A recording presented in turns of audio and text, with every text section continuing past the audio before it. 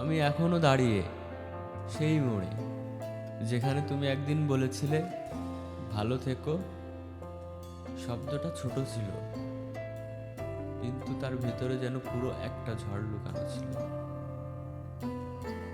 আমি আজও বুঝে উঠতে পারিনি ওটা কি ছিল, আশীর্বাদ, বিদায়, নাকি চেপে রাখা অপরাধ বোধ।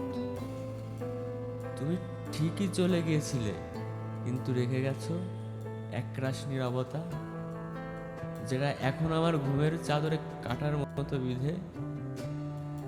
না, তোমাকে ভুলিনি, আমি শুধু শিখে গেছি ভালোবাসা মানেই সবসময় দুজনের গল্প হয় না।